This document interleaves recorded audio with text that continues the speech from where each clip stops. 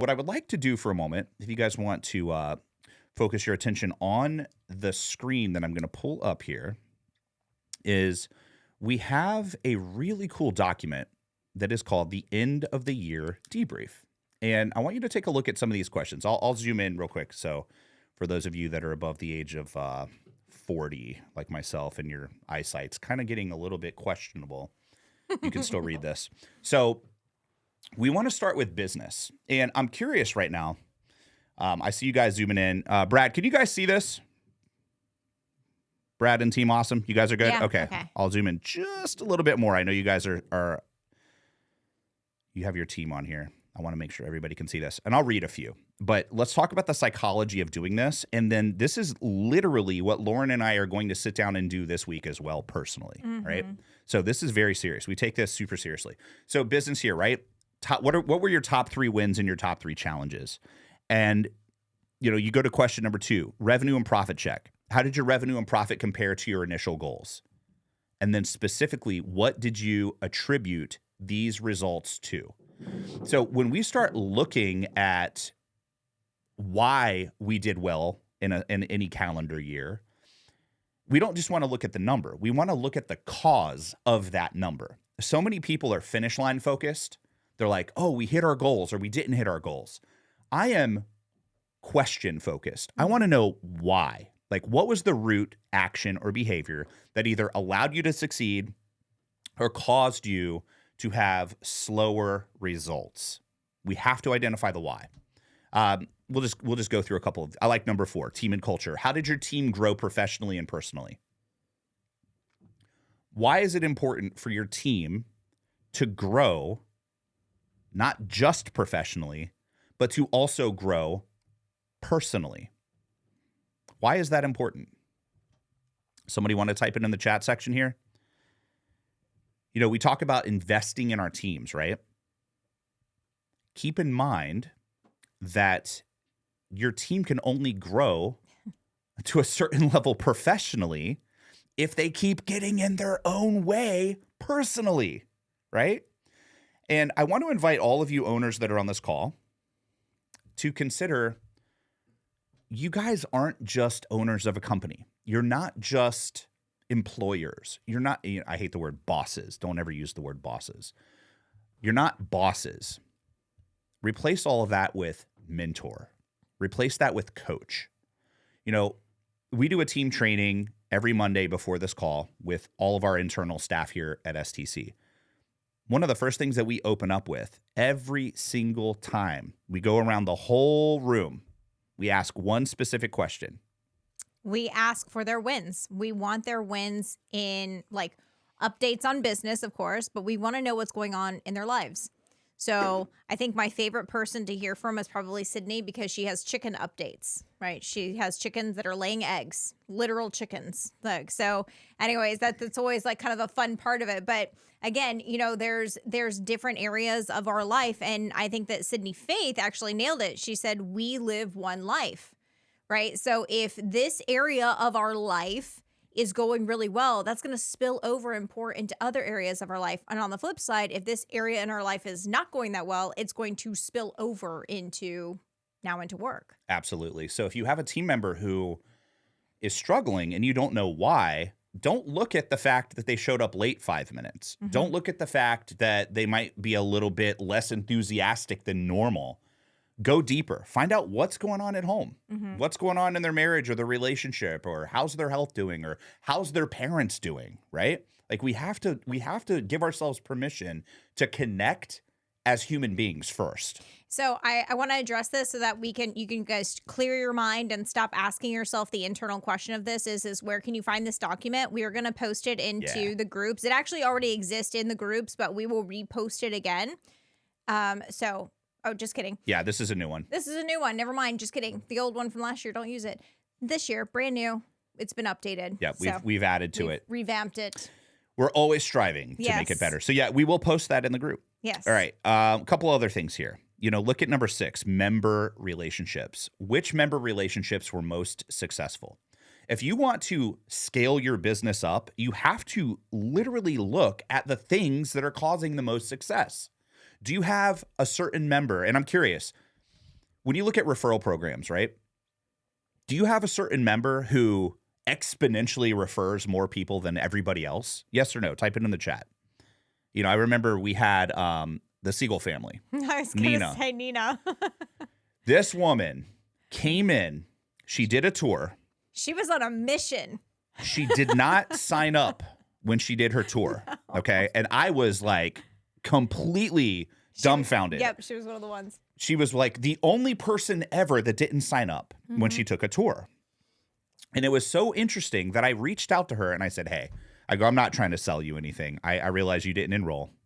I'm just genuinely curious why you did not enroll. Yeah, because everybody says yes. Why did you say no? Why did you say no?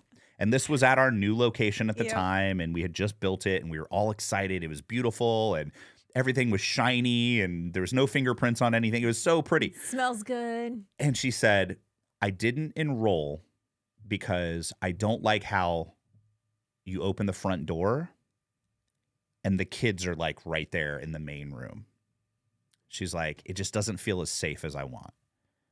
And then that was the moment that feedback gave me the instant understanding that our original location had what we refer to as a secure lobby, and the new location didn't. Yeah. It was an accidental thing that worked. Yes. Yeah. We just didn't even realize how important it was until we realized what we didn't have in the new location, right? So when I was on the phone with her, I said, can I ask you an honest question? She said, yeah, what's up? And I go, if we create a lobby where it has a locked door and you can't go beyond that locked door unless we open it for you, I said, would that make you feel more comfortable? And I even sent her a picture of the other lobby. And she goes, I'd sign up immediately. She goes, everything about this whole program is amazing. You guys are awesome. And I said, do you promise? I go, because I will literally invest the money right now to go get this lobby built just for you. Yeah. And she laughs and she's like, yeah, you build the lobby. I'm signing my two kids up.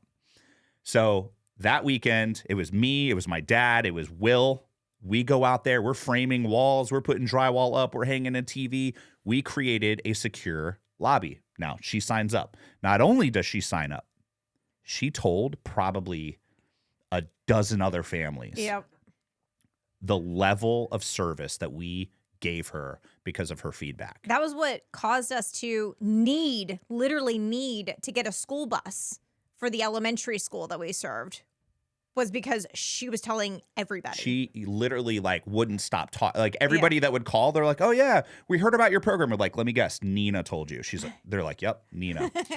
So long story short, she signed up her kiddos. They were in our program. I think her oldest kid was in our program for 3 years, and they had a kindergartner that was in there for 5+ years. Mm-hmm. But all the kids that they were referring were staying for multiple years. Now, I share this with you for a few reasons. Number one is we need to identify the why when people are referring. Do they love the class? Do they love a specific instructor? Do they love the tuition rates? Why are they sending you people? Why are those relationships most successful? Now, then on the flip side, if we can also prevent the ones that are draining you, where did they come from? Why are they draining you? Where were expectations possibly not met in the enrollment process where they think that they can bend the rules? We had one of our STC members earlier today posted a great question. I think it was Shireen, and she had said something like, I've got this mom that wants to enroll for martial arts, for after school, and for summer camp, and she's asking for discounts. And what should I do? And let me pull it up here. Yeah, it was Shireen. So here's the thing. It's okay to give discounts, right? It's okay to give discounts on one-time transactions. We don't give discounts on recurring tuition. The only exception to that is if you have an after-school and summer camp family, they can get 25% off of the evening program, right? So she asked this wonderful question. I love it. And, it's interesting because you're going to have people who get excited to show up to your programs, to refer people. You want to take care of those members that send people to you, and you want to make sure that you're acknowledging them when they send people to you. So it's all about referrals. It's all about really taking a step back and saying, why are these relationships working and why are these other ones not working. Yeah. So what's cool about this particular, family, this mom, is it's not something that's uncommon. Like we have that all the time. And actually, I thought it was always kind of a great thing if somebody did ask me for some sort of discount or savings, and they were, in the after school program, they're going to do summer camp. And I'm like, that's such a great question. Yeah, we have so many families that they do all of them. And here's what they do. And so it's something that's already set in place where it's like, this is how much summer camp is. This is how much after school is. You get 25% off of this. And they're like, oh, amazing. Like, because it's already something that's set in stone, you're not negotiating a deal. If you come from a negotiation standpoint with a parent, they're going to want more than what you're even They're always going to negotiate. They're going to keep going, right? But instead, if you're just like, yeah, like pretty much everybody does that, and this is what it is. And they're like, oh, okay. So it's funny, too, because even with STC, a couple of you guys, when we first met you, you would say things like, well, what's the best price you can give us if we join? And I'm like, I don't know. How much more are you going to pay me? Like, we'll accept more, but we don't discount our rates either. No. So just keep that in mind.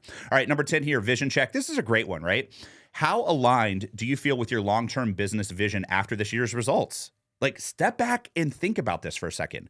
What are some of the major milestones that you're aiming for 2026? And this is going to tie into the second thing that we're going to talk about in a moment.